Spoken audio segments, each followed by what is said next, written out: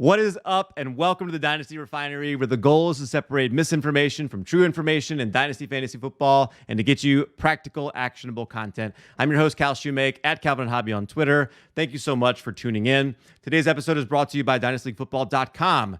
Make sure that you are subscribed to this YouTube channel. Hit the like button, turn those notifications on. You don't want to miss any of the great content that any of the content providers from this channel are giving out. This is session number 3. And today I'm fired up that we're going to be talking about the importance of challenging your own beliefs to make better decisions in your Dynasty League. There's no better person to talk about this than Adam Harstad. He is a longtime writer at footballguys.com. He is a history buff. He knows a ton about the history, not only of the world, but of football. You're going to really enjoy listening to him if you're not familiar with his work already. The reason why I'm doing this solo intro right now is because there were some audio issues on my end, and I needed to re-record this part. Without further ado, here is my interview with Adam Harstad of footballguys.com. Is there anybody you're like more fascinated with in history than others? I know history is something you like. Teddy Roosevelt. Okay. I'd love to sit down and talk football with Teddy Roosevelt, who I don't know if you know, basically invented the forward pass, or he didn't invent it, but it was not legal. And a bunch of football players were dying because it was just massive pileups at the line of scrimmage. So Teddy Roosevelt had all of the leaders of football, invited them all to the White House and said, you need to legalize the forward pass or I will pass laws making football illegal. So that was back before sports were political. Oh yeah, no, for real. Teddy Roosevelt did not know that. In the White House basically invented football as we know it. But that was back before sports were political. Wow. Okay. That's interesting. Something you believe about fantasy football that others think is crazy. I don't know necessarily about fantasy, but football in general. I think sacks are a quarterback stat, which people are kind of catching up to that. And I think that if you're going to give a spot foul, you should give credit to the player who drew it. Like if you're going to do defensive pass interference as a spot foul, you got to give those yards to the receiver as receiving yards. And if you don't want to do that, don't make it a spot foul. Same thing with intentional grounding. That needs to go down as a sack. Something you used to believe about fantasy football that you now know is wrong. I think the big one is when zero RB was first coming out, first coming out. It's been around for 20 years in various names. But when it was getting big around 2015, one of the core claims was that running back injury rates were significantly higher.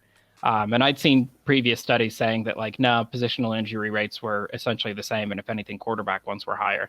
But then there's been a lot of good quality studies since then. And okay, yes, running backs do tend to get hurt at a higher rate. It's not our imagination. I was definitely wrong about that. Most common mistake you see Dynasty players make? I feel like people don't have a term in their model for uncertainty. They're not allowing room for uncertainty. And I mean, to give an example, there's a debate earlier this offseason about Javonte Williams versus Najee Harris.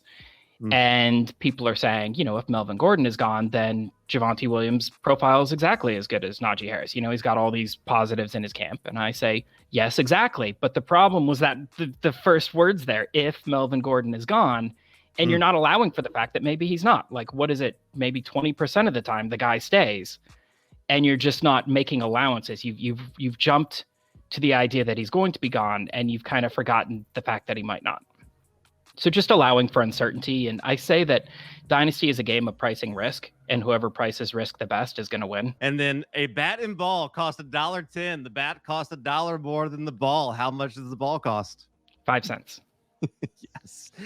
Such a great study. There is a story to that, and actually we'll get into some of that. Now, you mentioned something I want to follow up there on a couple of your answers. You mentioned great priors. Can you explain what you mean by that? Yeah, so there's a thing called Bayesian inference, which is a lot of how our minds work anyway. It's just kind of formalizing it and putting it down. And basically the idea is you have your prior belief, and you get new evidence, and you update your prior belief in the direction of the new evidence. And how much you update depends on how strong your prior belief was and how strong the new evidence is.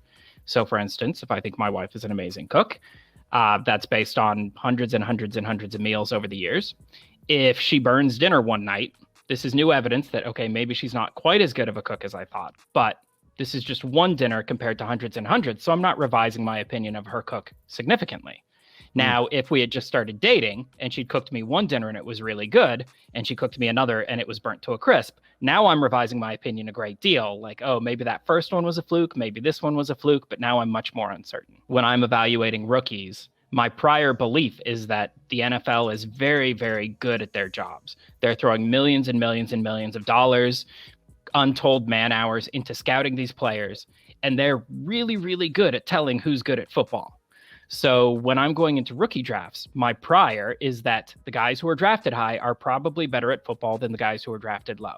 And I'll update that. I'll change, especially because there's things we care about in fantasy football that they don't care about in the NFL and vice versa. Mm-hmm.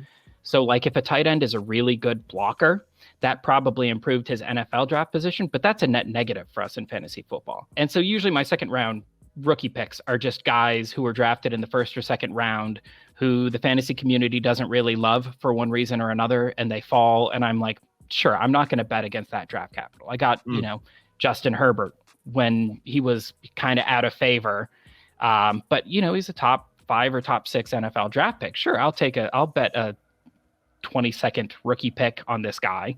And it turns out that, oh, hey, the NFL actually knew what they were doing. He might actually be good at football. Like Kadarius Toney, is that like an example of somebody who you're like, okay, hey, the NFL knows what they're doing. He's a first round pick. I'm going to take Kadarius Toney. Right. Yeah, I have 2 dynasty teams, and Toney wound up on one of them. Would have wound up on the other if he fell a little further. One of my friends joked that the Kadarius Toney pick was the most on-brand pick ever for me.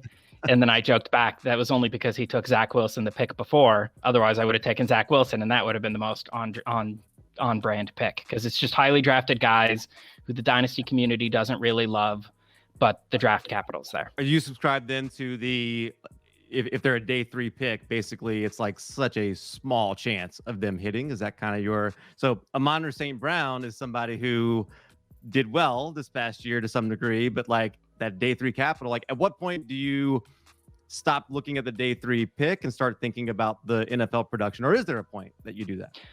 Never. I mean, in theory, never. But it gets back to that Bayesian reasoning where the draft capital is our prior. As we get new evidence, we update from that prior. The more new evidence, the more we're updating in the less draft capital ways. But in theory, if we're comparing Larry Fitzgerald against a theoretical 6th round pick who had a 20-year career and had 15,000 receiving yards, like in theory, the fact that Fitzgerald was a top 5 pick and the other guy was a 6th rounder has some infinitesimally small impact on our prior belief. I mean, in practice, it's nothing. But, Amon-Ra St. Brown and Elijah Moore profile extremely similarly in my rookie model. I built a model to compare rookie seasons, and they're the 2 closest players from this class. But Elijah Moore was drafted a lot earlier than Amon-Ra St. Brown, so I'd still prefer Moore. That's still a factor in my own personal model. Okay, very good. So I want to get into some of these questions that I had prepared before. So again, you're going to help us through kind of thinking through our processes, thinking about pushing past. And one of the things that you said actually in an interview with DLF back a number of years ago, you said that you devoted an unusual amount of time and effort to debunking your own beliefs as part of a response to a question about your fantasy football success. So why do you think it's an important factor to make sure that we are questioning what we believed prior? There's an old quote, I think Josh Billings, who says, "It's not what you don't know, it's what you know that just ain't so." If you don't know the answer to something, like, is this player going to be good? Is this player not going to be good?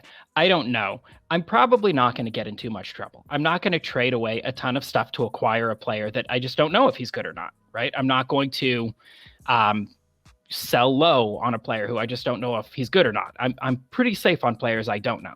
But if I'm like, man, this guy is the second coming of Jerry Rice, I am 100% convinced, right? I would bet my life savings that this guy's a Hall of Famer. Well, then you can get in a lot of trouble if you're wrong, because you're going to be trading a ton of stuff. And if you're wrong, you're going to gut your teams. If you're right, that's great. But it's very, very important that the things that you think it's very, very important to know how much you know it. You got to know what you know. Knowing how well you know something is far more important than knowing more things. If I've got one edge, if I've got one tiny edge in fantasy football and I'm net neutral on everything else, and I just ruthlessly exploit that one edge, and I just hold serve on everything else, I'm a winning fantasy football player. Let's narrow this down and let's get into a couple little details on how to apply this. So I want to go through a couple of common narratives that sound right in Dynasty fantasy football and try to give some practical applications for how this uncommon sense can be applied. So I'm kind of looking for your answer, but also kind of your thought process on how you get to that. So one, in Dynasty, I should pay really close attention to aging curves. Yeah, so this was a big one for me for a while because aging curves were self-evidently better than what we were doing before, which was just ignoring age entirely. And that's dumb and bad. You definitely don't want to ignore age entirely in Dynasty. But the problem is, I'm big on history. I spend a lot of time just mindlessly clicking through player pages on Pro Football Reference. And you look at enough careers and you start to notice that none of these are really curve shaped. I mean, if you actually look at a player's career, there's not a gradual ascent and then a peak and then a gradual decline. It's a sudden ascent, and then they kind of maintain at the same level for a while, and then a sudden decline. And so over time, I started to develop this idea that maybe, it's not necessarily about age curves. Maybe it's more like mortality tables, where if you talk about how likely am I to be alive at age 70, you don't say, well, I'll probably be 70% alive at age 70. Mm-hmm. I'm only going to be 65% alive. You're either alive or you're not. So it's a question of there's a 70% chance that I'm 100% alive at age 70. So, I had this pet theory. And then one off season, I built up a database so I could actually test it. And my first thought was, if age curves are true, what would we expect player careers to look like? I would expect players to be worse in their last relevant season than they were in their second to last relevant season. That seems like a basic hypothesis that age curves would give us that's easy to test. And I checked it, and actually about 50% of the time, players were worse in their last season. And 50% of the time, they were actually better in their last relevant season than they were in the season before. So they weren't declining. They were just as likely to improve as they were to decline. If age curves are true, this is a very bad sign. The world does not really match what we would expect. Perfect. And I love your thought. And you do a full great article on that, which was, that was 2014, 2015 when it was a little ways ago when you were breaking that down. And just great breakdown that does make you think twice about the way we think about aging. Christian McCaffrey might be a good example right now, right? What is he going into his age 26 season? So someone like him or Travis Kelce, are you if you're in a startup draft, are you avoiding those kind of guys based on your application of aging curve or not? Or that is that maybe a market inefficiency you're trying to take advantage of? Well, that gets back to what I was saying, that Dynasty is really a game of pricing risk. And I think there's a price where the risk that a Travis Kelce or a Christian McCaffrey presents makes a lot of sense. Because if you look at as mortality tables, you could say the average lifespan is 70 in the United States or whatever, but some people live to 100, right? Mm-hmm. Some people die at 43. That average hides a wide range. And so when you're buying Travis Kelce, you're buying the possibility that maybe he plays to 38. That's absolutely a possibility that age curves just don't allow for. Mm-hmm. But then also there's the possibility that he has 0 more top 12 seasons left in him. He could be done next year. Usually the end is not telegraphed in advance. It comes pretty suddenly. Look at Tom Brady, that was a retirement instead of a decline in play, but the end can take many forms. So when I'm looking at Travis Kelce or Christian McCaffrey, I'm trying to create a risk profile. What is the potential reward here? What is the potential risk? And if the cost is less than that risk reward profile, I'm happy to buy. If it's greater than that risk reward profile, I'm happy to sell. I tend to think on older players, and I wouldn't necessarily consider a 26-year-old running back older, but a 32-year-old tight end definitely. On older players who haven't shown any signs of decline yet, I tend to think the market usually runs a little bit hot. It underrates the risk of just a sudden and catastrophic decline. So I'm usually not in on them. It's all a case-by-case basis. Common narrative number 2. consistency is one of the most valuable traits a fantasy player can possibly possess. Yeah, this one, I mean, it's not true. Spoilers. It's not. Scoring points is basically the only trait that matters. And the hard thing with this is just pinning down what people mean by consistency. A lot of times you ask, somebody will say this wide receiver is very consistent. And you'll say, well, what do you mean by that? And they'll say, well, he topped 10 points in 15 out of 17 weeks. Okay, that's not being consistent. That's scoring a ton of points, right? Like, okay, well, this guy scored 280 points. If you compare him to a 160-point wide receiver, that 160-point wide receiver won't have as many 10-point weeks because he had fewer points overall. But that's not actually what consistency is. A guy can have a lot of 10-point weeks, but still have huge variance between his weeks. So that's always red flag number one when people talk about consistency, is a lot of times they're giving definitions of consistency that don't actually mean consistency. They mean production. And then when you think about consistency too, so most player performance is uncorrelated. Unless it's like a quarterback and wide receiver on the same team, whether Travis Kelce has a good game is basically completely independent of whether Cooper Kupp has a big game. And so if Travis Kelce was very inconsistent and Cooper Kupp was very inconsistent, if you had a team with both of those players, that doesn't mean it's an inconsistent team, because Cooper Kupp's big games are just as likely to come in Travis Kelce's bad games. So this is basic portfolio theory in investing, where if you have a stock portfolio that's full of a bunch of risky stocks, the aggregate portfolio is actually pretty safe, because some are going to overperform, some are going to underperform, but on average, you get about average returns. So there's a lot of theoretical problems with the consistency narrative. If you just think about it for a while and you think, there's a lot of red flags. And then I've seen some tests on it where people will create Monte Carlo simulations where they're like, all right, I'm going to create a hypothetical team, and I'm going to add two hypothetical players, one of them whom is incredibly consistent and one of whom is incredibly inconsistent. And I'm going to simulate 10,000 seasons, and we're going to see what the difference in winning percentage is. And it's basically nothing. I mean, a wildly, implausibly inconsistent wide receiver who scores 161 points is about as valuable as a wildly, implausibly consistent player who scores 160 points. It's like the biggest imaginable differences in consistency are worth about 1 point over the course of the season. And it's so funny, even as you're saying that, it doesn't sound right.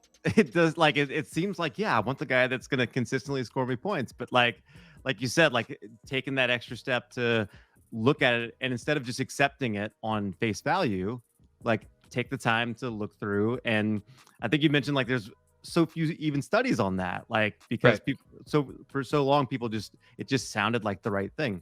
Okay, so let's do a couple of player specific ones that are kind of common right now as we're going into the off season, and not even necessarily like, obviously share your opinion on what it is, but also just the thought process behind when you hear something like this. So first one, Amon-Ra St. Brown only succeeded because TJ Hawkinson and DeAndre Swift were hurt.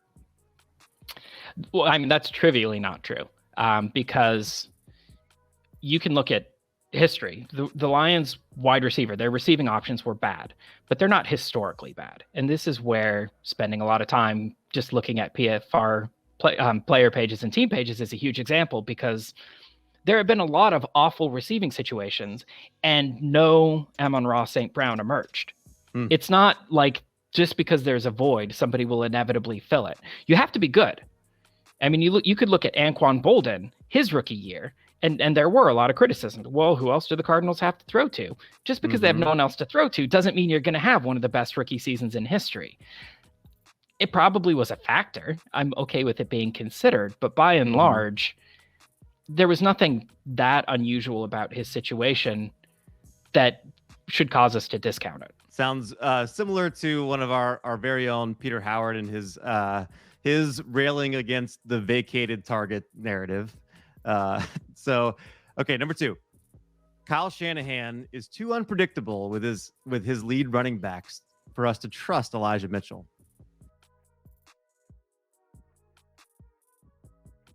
I haven't really studied Kyle Shanahan. I know there was this narrative on Mike Shanahan, which I was a much bigger Broncos fan, so I followed it much more closely.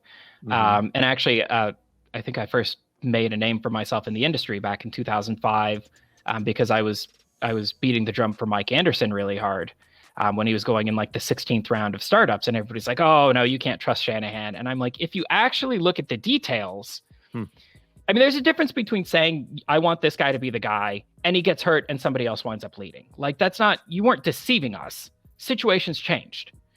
And a lot of times, you know, there was this narrative that Bruce Arians always lies about who he likes at running back. And if you go through case by case, it's not that he lies, it's that circumstances changed and he changed his mind. That's what coaches do, right? Just because he thought that Ronald Jones was going to be the guy doesn't mean that, okay, Ronald Jones is sucking, Leonard Fournette is killing it. He's not going to switch. He's not stuck in take lock. He's not going to die on that hill.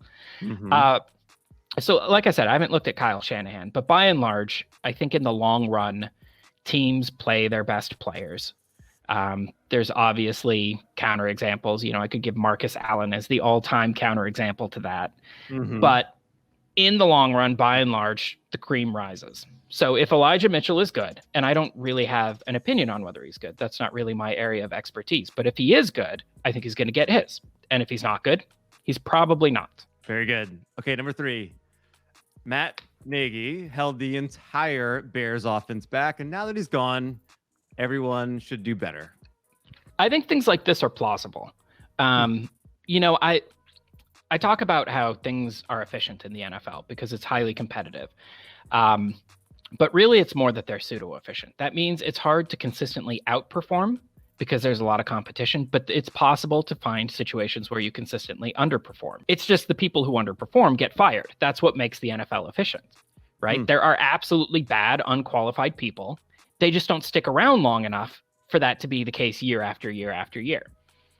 So theoretically, it's plausible that Matt Nagy was just an unqualified, unqualified for managing the Bears offense, and his dismissal will turn things around. He's going to have, you know, the Bears are going to have a lot of regression to the mean in their favor too. PFF was doing a lot of interesting work on like visualizing scheme differences, like not saying which offenses are the best and which are the worst, but like which are the most similar, like which offenses tend to pass the most on 3rd and long, which offenses tend to do like the most early down running, all of these tendencies. And for the most part, a lot of offenses are going to cluster in a similar space because these are like time-tested offenses. The West Coast offense has been around for a long time. Everybody knows it works. Everybody runs some things from it.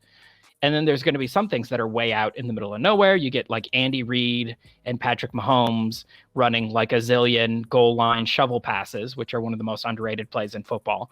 And they're kind of just their own dot doing their own thing. And I think the Nagy Bears were kind of their own dot doing their own thing, which is neither good nor bad. I mean, it could be good, it could be bad. A lot of times the reason nobody's doing what you're doing is because it's a dumb thing to be doing. And the rest of the league's like, no, you know, hard pass on whatever it is that you guys are doing. Yeah. So yeah, it's not really my area of expertise to say whether that's happening or not, but I do find it reasonable. If somebody wanted to make that argument, I would be open to persuasion on that front. Yeah, and I like the way you talk through your thought process on that because, yeah, and there's probably going to be, some of it might be true for certain individuals and some of it might not be. You'll have your Adam Gase, Ryan Tannehill, and Adam Gase, Sam Darnold. And Adam Gase is the reason most people would blame for both their failures, but Ryan Tannehill went on to have success. We'll see about Sam Darnold, probably too early to tell, but certainly the earlier returns are not great. So yeah, probably some good in that, some bad. Although Tannehill was never as bad as Darnold. I mean, there's danger in thinking categorically too, where really it's like a sliding scale. Tannehill kind of became a punchline because he was always just a hair below league average. And everybody's like, this is the breakout year. This is the breakout year. This is the breakout year. But he was never awful. He was just fine. You know, he's not absolutely killing you, but he's not helping you at all. And it's a lot easier to make the jump from, you know, a little bit below league average to really good than it is to make the leap from abysmal, which is where Sam Darnold was. But we do like to do that though, right? Like we do like to, if we have a recent example of something, like even if there's like a bunch of examples before that like are different, if we got a recent example, like Brandon Ayuk, late season, he did so many great things there in San Francisco when Kittle was hurt. that means Amon-Ra is not going to be good in Detroit because he had late season when TJ Hawkinson and Swift were like, we do tend to categorize like that. And it's like we can't help it almost. Right. No, that's how our minds work. We are pattern finding machines. I mean, some of the most efficient pattern finding machines you'll find in nature. It's the human mind. I mean, before that, everybody was comparing Ayuk to Dante Pettis because, you know, they happen to wear the same jersey. And it's like, well, Pettis never played as well as Ayuk did as a rookie. But that's just how it works. And that's kind of why I like my process tends to be pretty heavily based in history. Because if I just try to think of anecdotes and examples, it's going to be a very, very heavily selected bunch. It's going to be a very biased bunch. Whereas if I go and I'm like, let's look at all examples in history and use some sort of objective criteria to find the ones that fit, I can't like discard the ones that don't fit my preferred narrative, right? If I think St. Brown's going to be a bust and I'm trying to think of examples, I'm going to discard anybody who was similar to him who excelled and say, well, I guess they weren't that similar to him. But if I've got these objective criteria, I can see that, like, okay, yeah, a lot of people who look like him might have busted, but a lot of people who look like him didn't bust. Very good. Okay, number 4, Rondale Moore underperformed in year 1, and it's never good when wide receivers do that. We need to sell Rondale Moore. Well, it's never good when they do that, given it's always good when people overperform expectations and bad when people underperform expectations. That's the whole Bayesian thinking. You have your prior. If the new evidence is worse than your prior, you've got to revise your prior downward. That's the consistent rational thing to do. It's just a question of whether our prior has been revised as much downward as the market's prior, right? And I find that happens a lot where I don't really like a player. I'm below a player relative to the market. And then that player does poorly. And all of a sudden I find that I'm higher than on that player relative to the market, just because I think the market's overreacting, or sometimes it underreacts. It's always got to be on a case-by-case basis.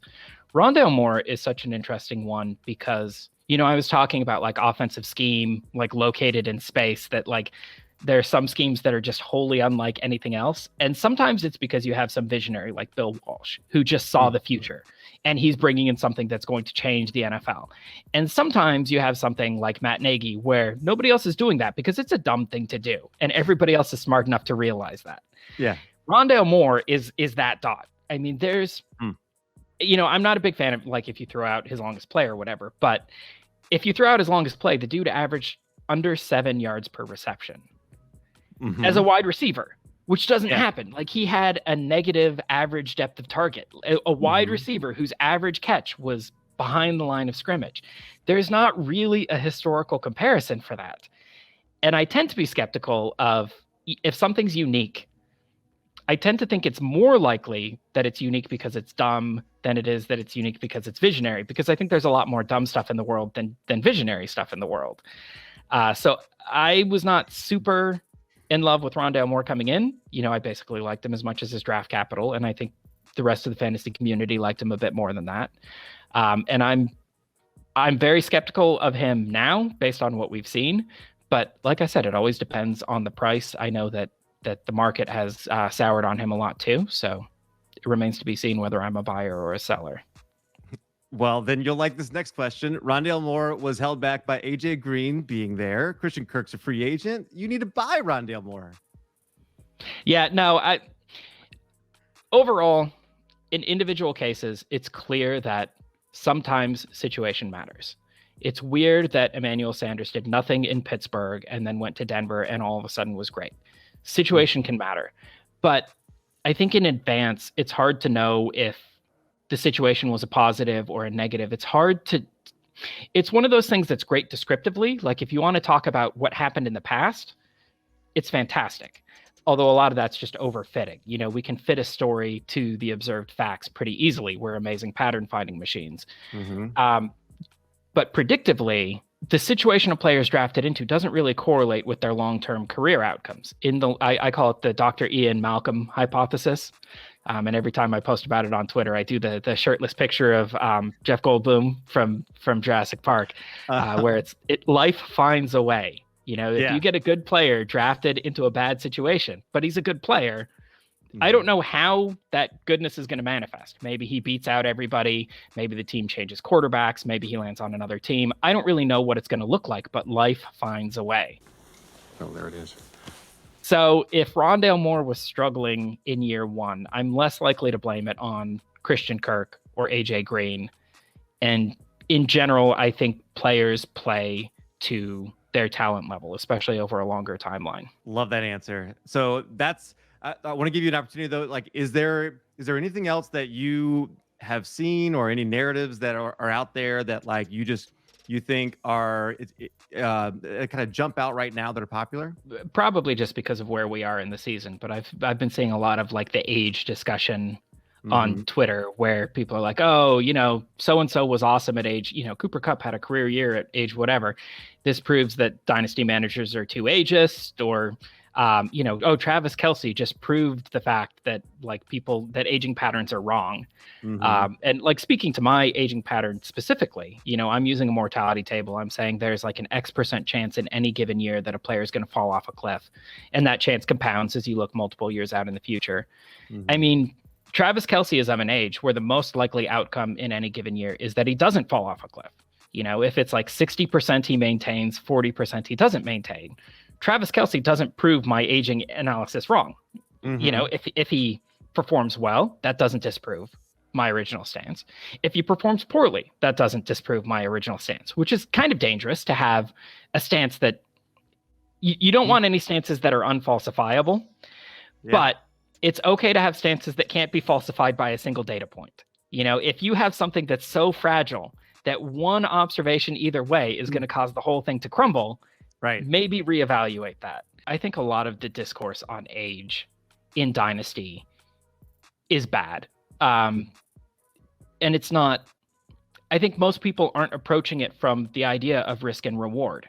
You get the people who are like, I would never take an unproven rookie over a proven veteran. And I got that last year. Somebody pointed out Jamar Chase over Calvin Ridley and was like, why would you take this unproven rookie over this proven veteran?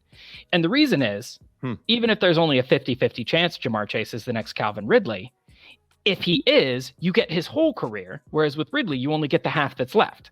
If something's got a 50-50 chance at being twice as valuable, it's equally valuable. It's all about, you can't just look at the reward. You can't just look at the risk. And I think there's the two camps. There's the reward only camp that's like, I only want rookies because if they hit, I have the next Jerry Rice for his entire career.